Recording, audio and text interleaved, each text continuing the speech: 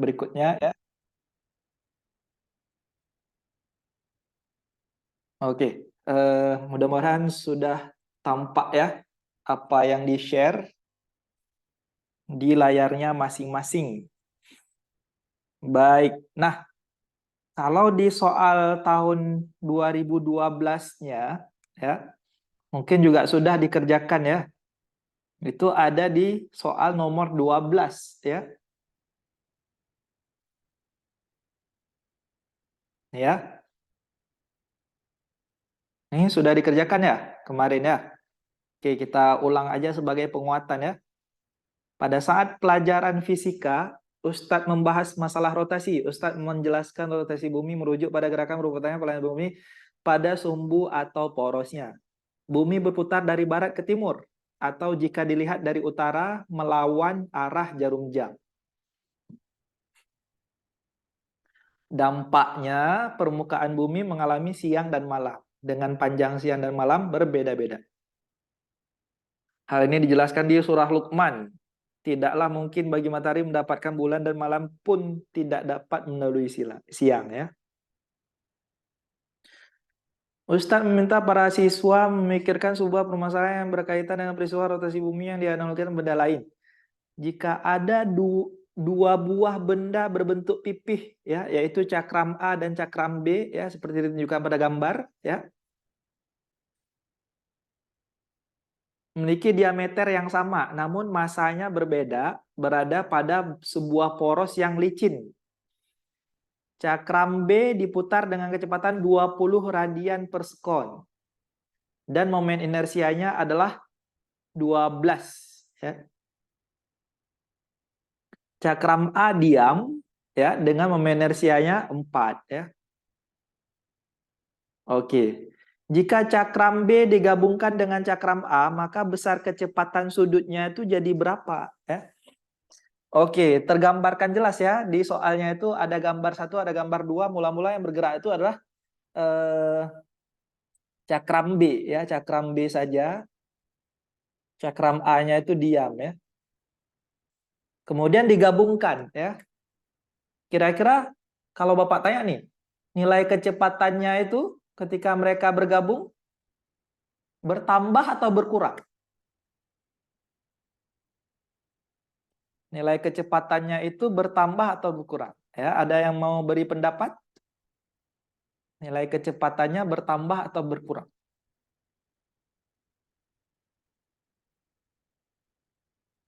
Oke, nah logikanya karena kedua cakram A dan B itu bergabung, maka inersianya itu membesar. Ya. Kalau momen inersianya membesar, berarti kecenderungan benda untuk bergerak jadi kecil, ya. Karena makna inersia itu sendiri adalah tingkat kesulitan benda untuk bergerak, gitu kan? Berarti omeganya jadi kecil, gitu ya. Nah, tapi cara selesaikan soal ini gimana? Nah, cara selesaikan soal ini kalau ada perubahan seperti ini, maka di sini berlaku hukum kekekalan momentum sudut, hukum kekekalan momentum sudut.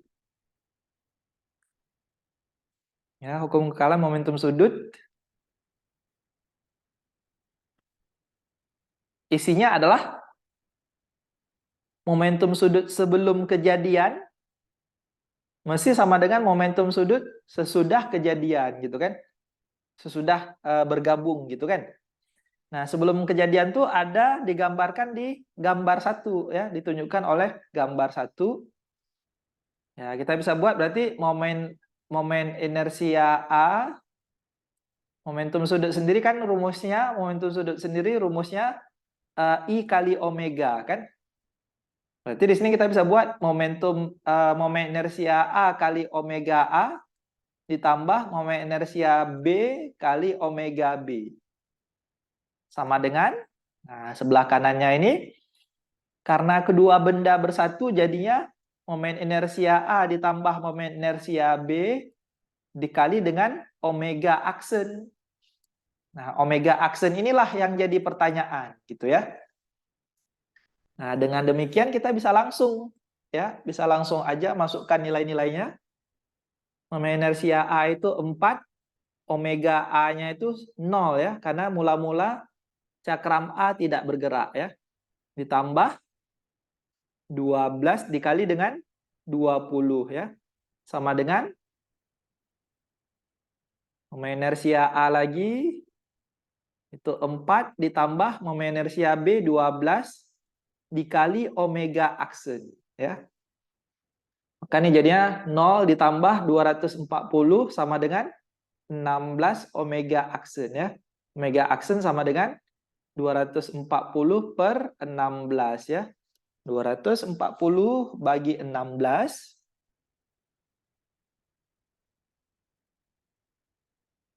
itu diperoleh sama dengan 15 ya. 15 radian per sekon ya. Maka ketika mereka sudah bergabung kecepatannya jadi 15. Lihat dari 20 jadi 15 ya. Itu ditunjukkan karena momen inersia bendanya itu bertambah gitu. Nah, seperti itu.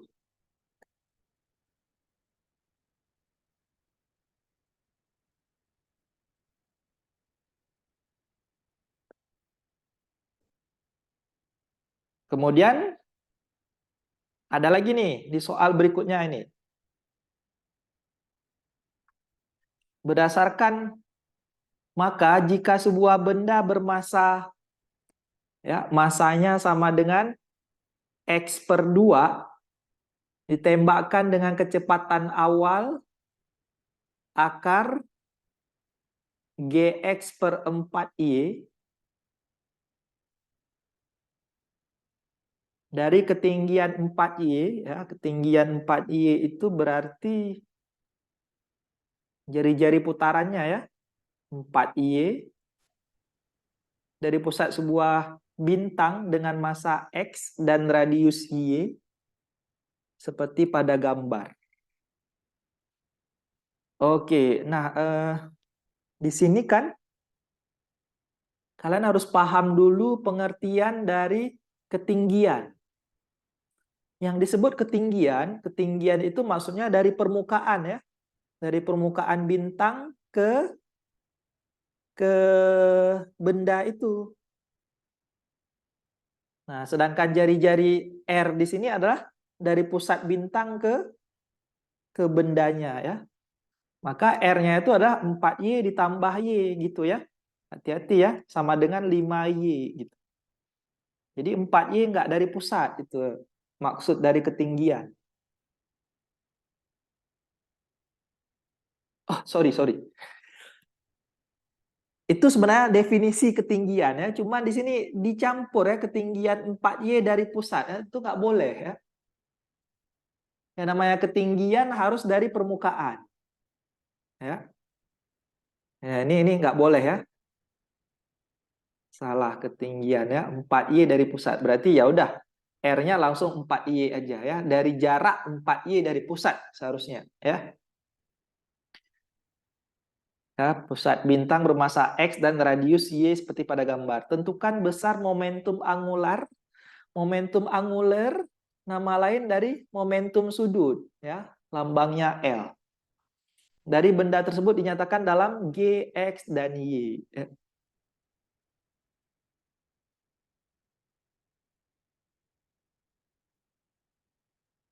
Oke. Momentum sudut tadi kalian udah lihat sama-sama I kali omega ya. Oke, I-nya itu momen inersia benda ini ya. Momen inersia benda tersebut itu kita bisa tulis dengan M kali R kuadrat dikali, karena diketahui V maka omeganya itu jadi V per R ya. Cuma perlu diingat di sini bahwa V-nya itu mesti komponen tegak lurus jari-jari ya. Kalian lihat di sini V0-nya itu ini nih. Ya. Sedangkan jari-jarinya yang ini. Dan itu belum tegak lurus ya. Supaya dia tegak lurus seperti biasa ya. Lagi dan lagi seterusnya. kita bakalan terus pakai cara menguraikan ini nih, menguraikan vektor ya. Nah, ini ya. Sudutnya 45 berarti ini V0 cos 45. Yang satu lagi V0 sin 45. Yang mana yang kita pakai? Yang kita pakai yang tegak lurus ya. Walaupun sebenarnya sama nih ya, sama-sama 45 derajat, berarti yang ini nih yang dipakai. Ya. Oke, sebentar ya.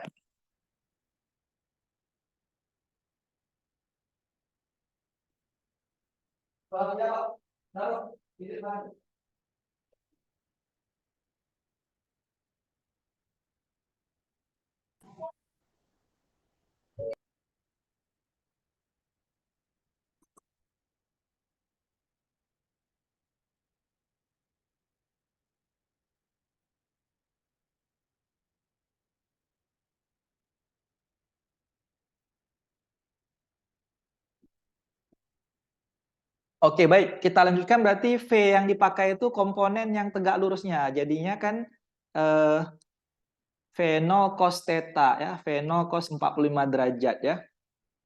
Masih terdengar ya? Cek, cek, cek, cek. Cek satu cek.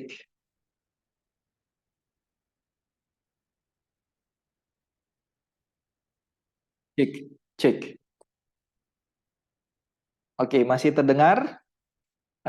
Maka berikutnya ya tinggal dimasukkan aja atau coret dulu ya apa yang bisa dicoret ya.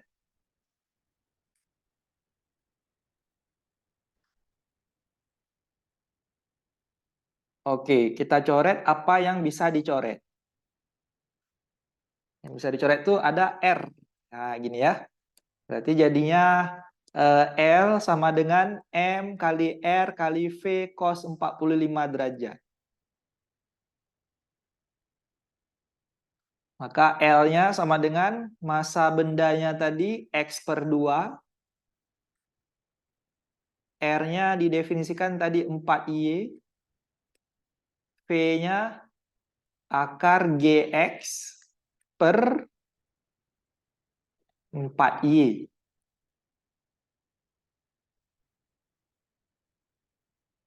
Kali setengah akar 2 ya.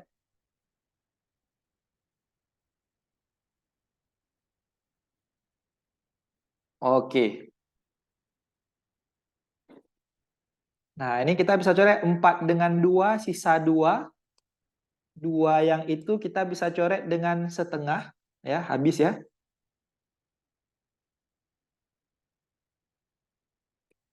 Terus kita bisa satukan berarti L sama dengan X akar GX ya. Kemudian Y yang dari luar ini kita masukin ke dalam akar. Jadinya dia Y kuadrat gitu kan. Kali yang akar 2 ini kita masukkan dalam kemari juga. Jadinya 2 per 4Y gitu kan. Nah, maka ini bisa dicoret Y-nya 1. Terus 2 dengan 4. 2 dengan 4 coret sisa 2 sebelah bawah ya. Maka L-nya itu momentumnya jadi X akar GXY per 2. Gitu ya. X akar GXY per 2. Oke, maka jawabannya yang nomor D ya. GXY, GYX sama ya. Nah, itu ya. Oke, contoh lain. Misalkan ada contoh soal seperti ini nih.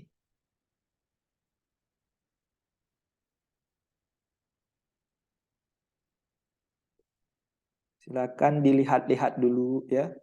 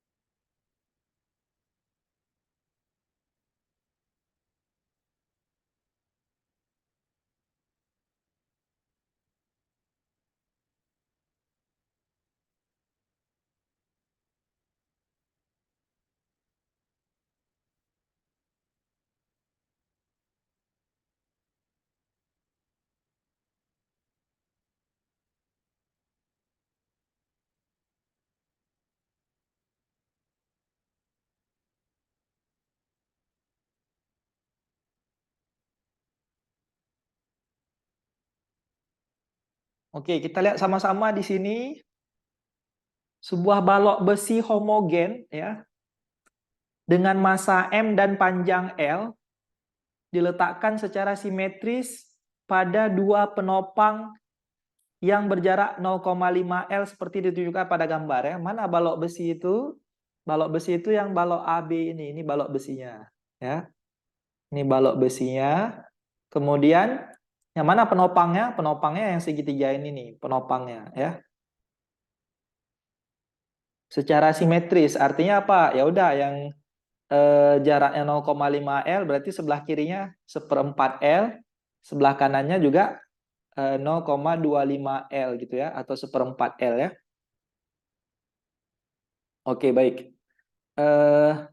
Kemudian katanya seorang anak dengan massa 1,5 M ya, tadi massa batang ya, massa balok ya. Massa baloknya kita buat MB misalkan sama dengan M. Massa anak kita buat MA misalkan 1,5 M.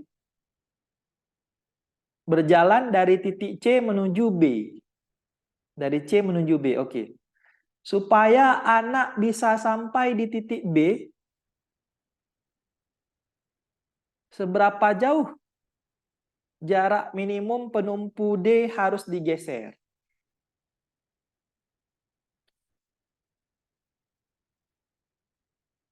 Oke, kenapa? Karena kalau nanti anaknya jalan nih, pas lewat di titik D, pada jarak tertentu akan membuat batang besi tersebut terjungkal gitu, ya. Batang besinya bisa berotasi atau terjungkal gitu. Ya. Maka apa yang harus dilakukan? Yang harus dilakukan adalah penumpu D ini harus kita geser ke kanan gitu, ya kan?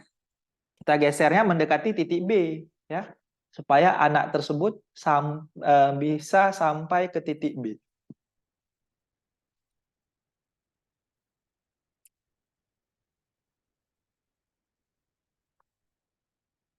Maka kondisinya sekarang berarti kalau kita buat kopiannya berarti sekarang ini misalkan batangnya, ini batangnya, kemudian di sini ada C, D-nya itu kan udah kita geser nih, misalkan D-nya kita geser kemari nih. Ya, D-nya kita geser kemari, sekarang anaknya itu sudah sampai ke posisi B. Posisi B, ya. Ya, misalkan ini posisi ini Bapak sebut dia sebagai posisi D aksen, misalkan ya. Karena dia sudah berganti. Dari posisi awal D-nya misalkan di sini D. Ya. Maka yang ditanya itu berapa nih pergeseran ini? Ya, pergeseran ini berapa ya? Pergeseran ini berapa? Kita misalkan pergeseran itu adalah X, ya. Ya, ini titik C, ya ini titik A. Oke. Kemudian seperti data soalnya juga kita bisa buat yang ini itu jaraknya adalah 0,5 L, ya, 0,5 L. Yang ini ujung ke ujung 0,25 L, ya. Oke, nah di sini diinginkan supaya anak itu bisa sampai di titik B dengan aman ya, dengan aman. Artinya jangan terjungkal, ya, jangan terjungkal. Kalau jangan terjungkal berarti kondisinya itu kondisi stabil ya, kondisi stabil ya. Kondisi stabil seperti yang tadi memenuhi dua syarat yaitu apa-apa aja masih ingat? Kondisi stabil tadi sigma F sama dengan 0 dan sigma torsi sama dengan 0 gitu ya. Nah, karena kita pakai syarat itu, berarti langkah berikutnya, langkah sebenarnya di awal kita harus gambarkan dulu gaya-gaya yang terjadi pada sistem ini. Ya. Pertama, karena batangnya punya massa, berarti batang tersebut punya gaya berat, arahnya ke bawah ya, di tengah-tengah tuh letaknya. W batang ya, W batang. Kemudian anak itu juga punya gaya berat ya. Berarti W anak di sini ya. W anak. Oke, kemudian di titik C ada gaya normal C. Di titik D aksen di sini ada gaya normal D aksen ya. Oke, maka di sini sebenarnya kita bisa langsung karena yang ditanya itu X ya, X ini berapa? X ini berapa? Dan X ini sebenarnya adalah sebuah jarak. Maka kita ambil syarat yang mengandung jarak di dalamnya ya. Yang mengandung jarak di dalamnya itu adalah sigma torsi ya. Maka langsung kita pilih sigma torsi sama dengan 0. Cuma yang mana yang kita pilih sebagai pusat rotasinya ya? Pusat rotasinya kita pilih bagusnya adalah titik D aksen ya. Titik yang tengah ini. D aksennya ya. Oke, kemudian kita lihat di sini oleh gaya NC searah jarum jam. Oleh gaya W batang berlawanan jarum jam ya. Oleh W anak searah jarum jam. Nah, berarti jadinya karena tadi kita sepakat searah jarum jam negatif, kita bisa buat min NC kali R dari titik C ke titik D aksen gitu kan. Ditambah W batang kali lengan gayanya dari titik tengah ya. Titik tengah misalkan kita pilih titik O misalkan. O ke titik D aksen. Ya. Kemudian dikurang lagi dengan W anak kali dengan R dari titik B ke titik D aksen sama dengan 0 gitu ya. Tadi prinsip torsi tadi. Oke. Nah, kemudian berarti jadinya nilai NC ini gimana nilai NC ya? Oke, kondisi minimalnya pokoknya minimalnya jangan terjungkal. Sedangkan kondisi terjungkal itu kan kondisi ketika batang besinya itu mulai terangkat ya kan? Pas terangkat kan pasti dia bentuknya seperti ini. Bentuknya terangkat, kalau terangkat dia jadi seperti ini. Sebentar ya. Kita coba ganti warna, misal kita gunakan warna ini ya. Kalau terjungkal kan dia gini. Nah, gini ya kalau terjungkal, kalau batangnya terjungkal. Jadi batang tersebut apa dia? Terangkat dari titik C. Ya. Berarti kondisi kritisnya itu, kondisi minimalnya itu tepat saat akan terangkat dari titik C. Ya. Tepat saat akan terangkat. Tepat saat akan terangkat. Nah, seperti pendekatan-pendekatan yang kita lakukan kemarin juga ya. Tepat saat akan terangkat. Berarti dengan demikian NC-nya kita bisa isi dengan 0 ya. 0 kali RCD berarti ini tetap 0 ditambah W batang tadi M kali G ya. Berarti ini M kali G kali R dari O ke D. O ke D aksen, sorry ya. O ke D aksen. Nah, kalau O ke D, dari O ke D kan ini dari tengah ke titik D. Tengah ke titik D itu kan adalah 0,25 ya, 0,25 L ya. Karena kan tengah-tengah itu dia setengah ya. Sedangkan titik D ini setengahnya setengah gitu ya. Berarti kalau dari O ke D aksen kita bisa buat dari O ke D aksen itu adalah 0,25 L ditambah dengan X. Nah, gitu ya. Dikurang dengan W anak. W anak itu 1,5 M kali G. 1,5 M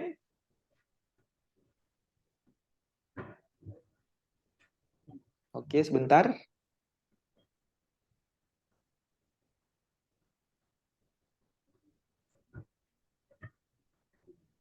1,5 M dikalikan dengan G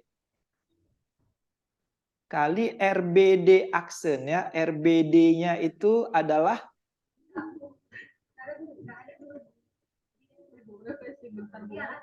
RBD-nya BD aksen, dari B ke D aksen ya. Yang ini. RBD aksen yang ini itu adalah 0,25 L dikurang dengan X ya. Berarti ini jadinya 0,25 L dikurang dengan X gitu ya, sama dengan 0. Sebentar, sepertinya habis baterai ya. Sebentar.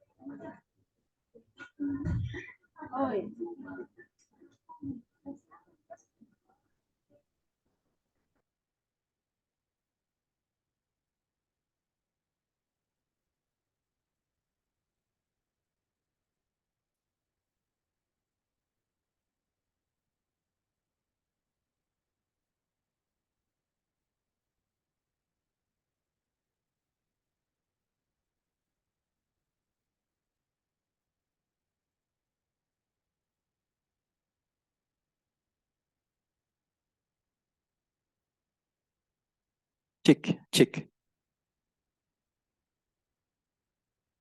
Oke, baik. Kita lanjutkan. Berikutnya, ya bagusnya kita coba gimana nih? Kalikan ke dalam dulu ya. Kalikan ke dalam berarti kita dapatkan 0,25 mgl ditambah mgx. Oke, yang ini dibawa ke kanan jadi positif ya. Berarti ini 1,5 kali 0,25. 1,5 kali 0,25. 0,375 mgl dikurang 1,5 mgx ya. Oke, kita bisa coret mg-nya semua ya. Mg kita bisa coret, mg dicoret. Berarti jadinya 0,25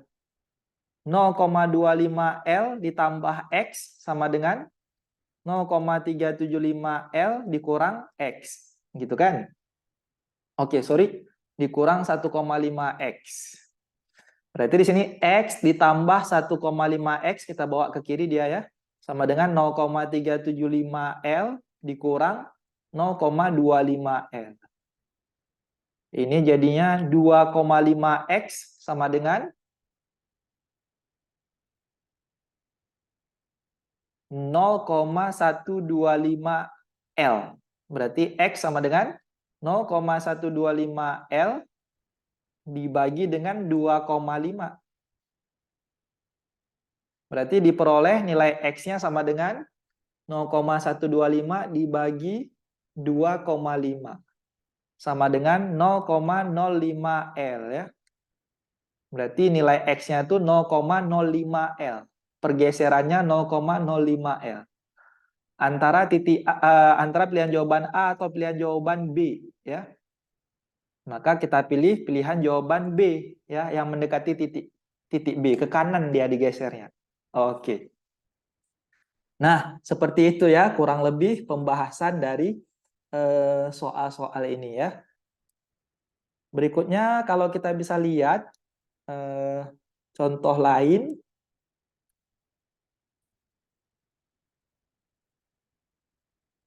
Oke, misalkan ada contoh seperti ini. Nah, coba kalian lihat dulu ini soal 2021. Soal 2021 ya. Silakan dilihat-lihat dulu.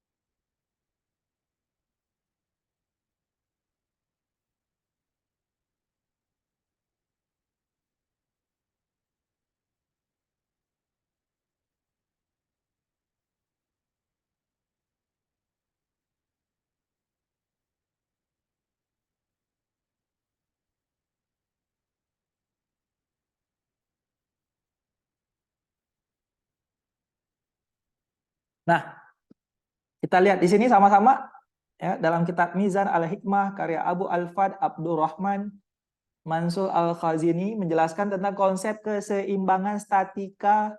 Lagi-lagi ya, kata kuncinya di sini keseimbangan, keseimbangan. Berarti harus memenuhi syaratnya apa tadi? Sigma F sama dengan 0 dan sigma torsi sama dengan 0 ya. 3 bola baja identik masing-masing bermasa 1 kg. Ditempatkan dalam cincin silinder yang bertumpu pada permukaan horizontal dan tingginya sedikit lebih besar daripada jari-jari bola ya. Seperti ditunjukkan pada gambar ya. Silakan gunakan intuisinya ya. Diameter cincin sedemikian rupa sehingga membuat antar bola saling bersentuhan.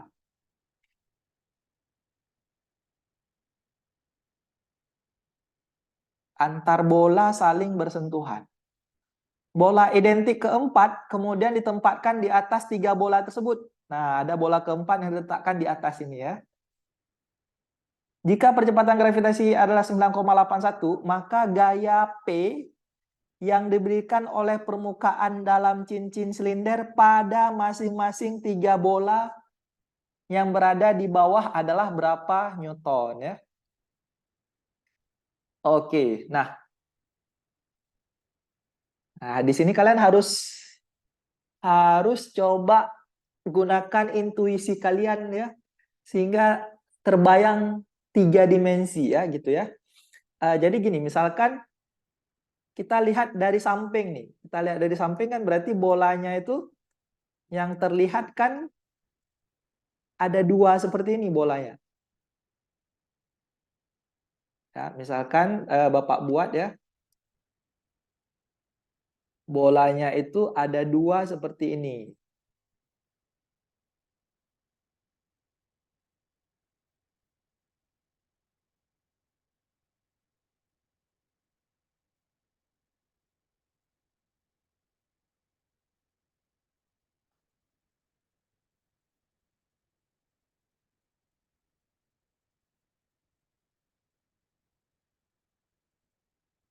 Nah, ada 2 seperti ini ya. Kebayang, bola ketiga mana? Bola ketiga kan di belakangnya sana. Ya. Nah, ini bola ketiganya tuh di belakangnya sana tuh. Nah, gini bola ketiga. Kebayang ya? Ini kalau kita lihat dari samping ya, bola keempatnya yang sebelah atas gitu kan. Bola keempatnya yang sebelah atas seperti ini. Nah, gitu ya. Bisa kebayang? Kemudian dinding wadahnya kan yang ini nih, dinding wadah. Nah, ini dinding wadahnya. Yang warna hitam ya. Jadi, karena diletakkan bola yang keempat dari atas, akibatnya apa? Bola yang di bawah itu, 3 bola yang di bawah itu mendorong dinding, ya kan? Mendorong dinding sehingga bola tersebut mendapat gaya normal dari dinding gitu. Dindingnya bukan dinding bah dinding ya. Nah, jadi di sini ada gaya normal ya, gaya normal dari dinding misalkan kita sebut aja itu gaya normalnya sebagai ND misalkan ya, ND kita buat. Gaya normal dari dinding ya. Nah, selain gaya normal dari dinding, kira-kira ada gaya apa lagi di sini ya? Ya, bola tersebut masing-masing kan punya gaya berat ya, punya gaya berat. Wih. Ya, di tengah sini juga ada gaya berat. Kemudian dari atas juga ada gaya berat nih. Ya, kemudian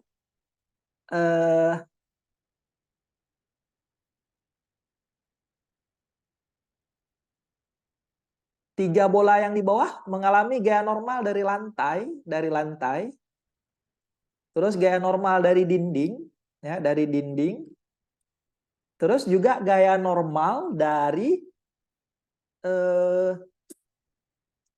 dari bola yang atas, ya, dari bola yang atas ada gaya normalnya juga dari atas, ya. Nah, normal yang dari atas Bapak buat NA misalkan, ya, NA.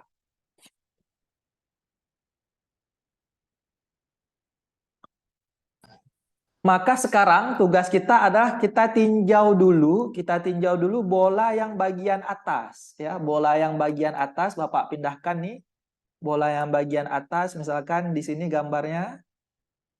Nah, ada gaya apa-apa aja yang dialami bola bagian atas? Bola bagian atas itu akan mengalami gaya-gaya seperti berikut ya. Pertama ada gaya berat, kemudian dia mengalami gaya normal dari masing-masing eh, bola yang bawah ya. Berarti itu ada 3 buah NA. Ya, ada 3 buah NA yang kalau kita lihat dia itu eh, bisa kalian bayangkan. Misalkan titik-titik pusat bola ini, titik-titik pusat bola ini masing-masing kalau dihubungkan, maka kalian akan temukan sebuah bangun yang disebut dengan eh, limas segitiga. Ya, bangun limas segitiga ya, bisa dibayangin? Ada bangun limas segitiga gitu. Nah, seperti ini ya. Di mana limas ini sisi-sisinya itu ya diameter kan? Karena ini pusat bola ke pusat bola, pusat bola ke pusat bola. Ya, berarti kan jaraknya itu sebenarnya ini 2 kali R, 2 kali jari-jari bola. 2 kali jari-jari bola kan sama dengan diameter, ya. Diameter. Jadi sisi-sisinya ini diameter semua, D semua. Nah,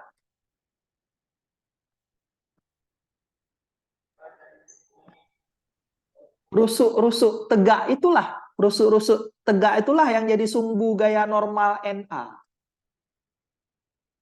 Nah, gini ya. Rusuk-rusuk tegak inilah yang jadi gaya normal NA itu. Ya, bisa dipahami ya. Maka tugas kita ya, karena di sini nanti kita pilihlah, misalkan kita pilih 1 buah NA, karena gini dah, kan harus memenuhi sigma F sama dengan 0 kan? Ya, sigma F sama dengan 0. Sigma Fx-nya pasti sama dengan 0, nggak ada masalah lagi. Sekarang kita bermasalah di sigma Fy-nya ya. Berarti gaya NA itu kan harus kita uraikan ya. Misalkan supaya jangan bingung, Bapak pilih 1 gaya normal aja di sini ya. Tapi di sini kalian harus paham kalau gaya normalnya ada 3 ya. Nah, normal ini kita harus uraikan nih. Ada komponen X-nya, ada komponen Y-nya. Yang kita pakai nanti di perhitungan ini adalah komponen Y-nya. Kenapa di komponen Y itu ada W ya? Nah, jadi kan nanti 3 kali NA kali misalkan sudut yang Bapak pilih sudut yang ini nih.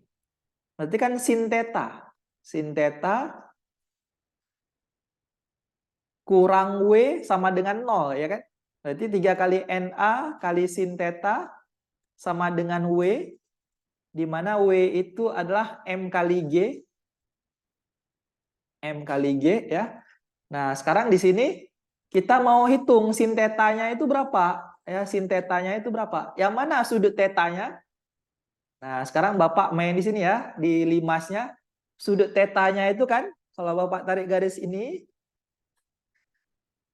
nah sudut tetanya itu yang ini nih.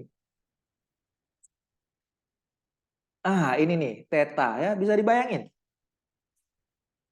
Ya, kalau Bapak tarik garis tingginya yang ini, titik tingginya, ya, berarti inilah segitiga siku-sikunya nih. Nah, berarti langkah awal kita mesti cari dulu tinggi dari limas itu. Tinggi limas ini berapa? Ya, tinggi limasnya berapa? Karena kita butuh sin theta ya. Sin theta kan berarti tinggi limas dibagi dengan sisi miringnya D ya. Nah, untuk cari tingginya itu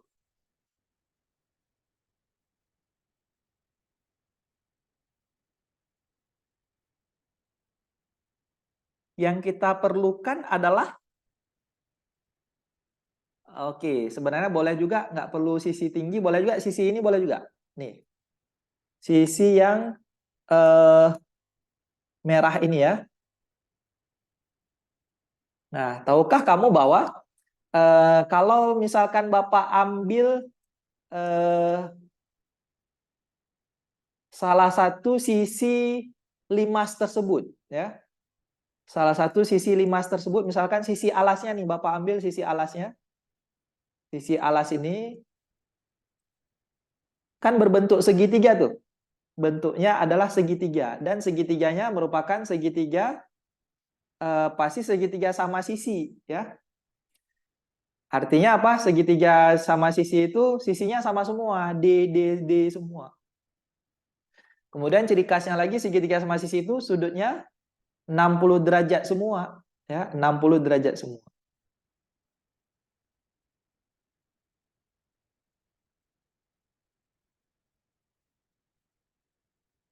Nah, coba kalian pahami di sini sisi yang warna merah ini adalah potongan dari sisi tinggi ini nih. Nih. Sisi tinggi ini yang dipotong dengan ini titik pusatnya ya. Dipotong dengan titik pusatnya. Oke, dipotong dengan titik. Jadi sisi yang warna merah yang kita perlukan tuh yang ini nih. Nih. Ya, cuman untuk tahu sisi yang warna merah itu, untuk tahu sisi yang warna merah itu mau nggak mau kita mesti tahu apa nih? Tinggi segitiga ini. Nah, tinggi segitiga itu kita bisa cari dari kita belah lagi nih, kita belah membentuk segitiga siku-siku lagi nih. Nah, dari segitiga siku-siku yang warna kuning itu kita pakai sin ya, hubungan sin 60 derajat ya. Sama dengan sisi tinggi itu T per dengan D ya. Berarti T sama dengan D kali sin 60 derajat. Berarti T sama dengan D kali setengah akar 3. Oke, berarti T-nya itu adalah D kali setengah akar 3. Nah, tahukah kamu bahwa sisi yang warna merah ini adalah 2/3 bagian dari T. Ya, 2/3 bagian dari T. Ya, ya maka sisi yang warna merah itu, ini ya, Bapak buat ya, sama dengan 2/3 bagian dari T, sama dengan 2/3 dari D kali setengah akar 3. Oke, kita bisa coret duanya itu nih, duanya bisa dicoret. Berarti sisi warna merah itu sama dengan berapa nih? Sepertiga D akar 3. Sepertiga D akar 3. Nah, itu sisi merahnya.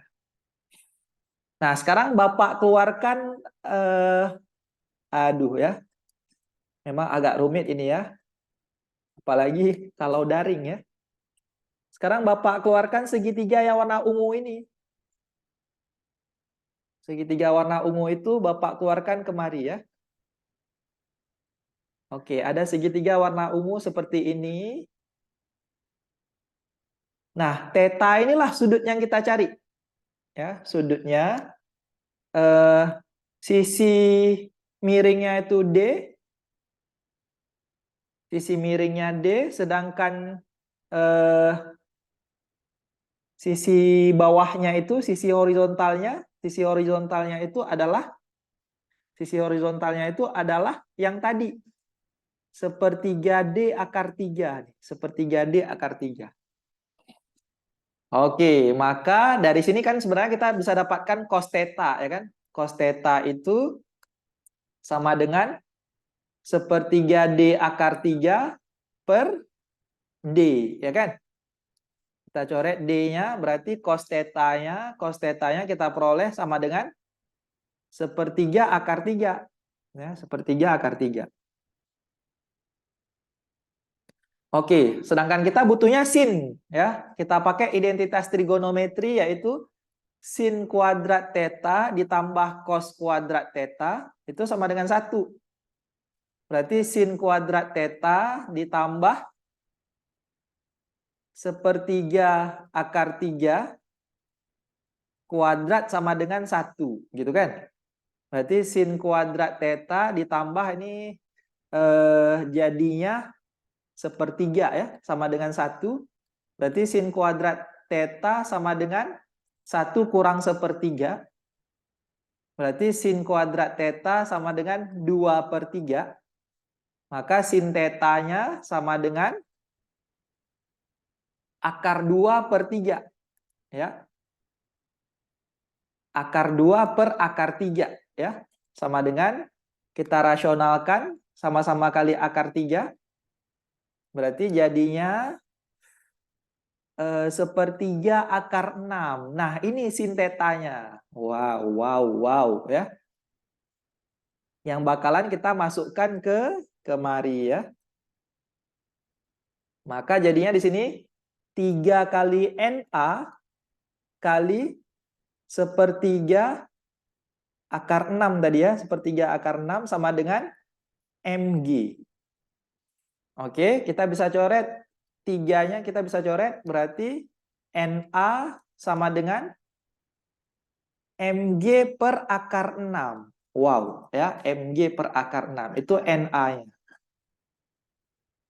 Nah, sekarang kita tinjau bola yang bawah, ya. Bola yang bawah berarti kita bisa buat bola yang bawah itu jadinya sekarang seperti ini, bola yang bawah, ya. Perhatikan dulu ya sama-sama ya. Bola yang bawah itu kan ada gaya berat.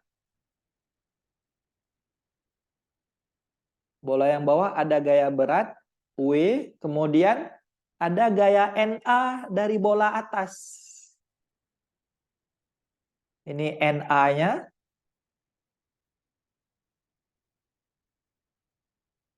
Kemudian ada gaya normal dari dinding yang tadi. Nah, ini dia ND-nya. Ya, ND-nya, ya. Terus kita uraikan nih, yang NA itu yang ini NA, kita buat aja itu NA, ya, NA ini kan sudutnya di sini nih. NA cos theta berarti ya, NA cos theta. Nah, baru kita bisa masuk ke sigma F sumbu X sama dengan 0 gitu ya. Karena kita mencari ND. Berarti ND kurang NA cos theta sama dengan 0. Berarti ND-nya sama dengan NA cos theta. Berarti ND-nya sama dengan NA itu tadi udah kita dapat yang ini kan, NA MG per akar 6. Cos theta-nya juga kita udah dapat tadi cos theta yang ini sepertiga akar 3 ya. Kali sepertiga akar 3. Nah, Kita bisa coret ya, akar 3 dengan 6 ini jadinya 2 ya. Berarti ND itu sama dengan M kali G per 3 akar 2. Ya, sama dengan masanya tadi 1 ya. Massa bolanya tadi adalah 1. Kemudian G-nya dipakai 9,81 bagi 3 kali akar 2. 3 kali akar 2. 3 kali akar 2 itu 4,24. 4,24 lah. Ya, sama dengan berarti jadinya 9,81 dibagi 4,24 ya. Maka diperoleh 2,31 Newton ya. 2,31 ya pendekatannya ya. Maka gaya normal yang dirasakannya itu 2,31. Oke, ada ya. Jawabannya yang B ya, 2,31. Nah, itu ya pembahasannya. Apakah ada pertanyaan sampai sini? Oke, sepertinya tidak ada ya, udah ngantuk ya.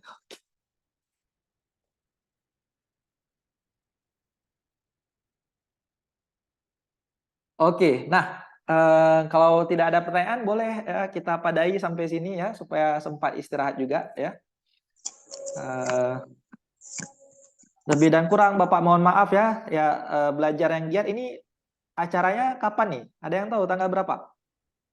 Tanggal 5, Pak. Tanggal 5. Oke, berarti pekan depannya lagi ya. Oke, persiapkan terus ya. Yang matang ya. Yang penting kalian berusaha semaksimal mungkin ya. Dan sebenarnya kan juara itu bonus ya. Yang paling penting kan di sini kalian mesti tahu nggak semua orang dapat kesempatan ini ya. Kalian sudah lihat kan soal-soalnya butuh intuisi yang lebih matang ya. Kadang-kadang di luar pikiran kita ya, di luar nurul ya, di luar nalar gitu kan. Nah, jadi nggak semua orang dapat kesempatan ini, itu yang penting. Jadi dari sini kalian harus belajar bahwa pikiran itu ya harus sebesar ini gitu ya. Cara berpikir itu harus sedalam ini gitu. Nah, itu yang nanti yang membedakan kalian dengan yang lain yang nggak ikut kompetisi ini gitu ya. Dan juga jangan terlalu tinggi hati atau tinggi diri ya. Pak, besok masih ada Zoom-nya atau enggak? Besok ada acara ini katanya, penguatan ya. Zoom-nya itu penguatan agama dan bahasa. Akan nanti kalian ada apa ya?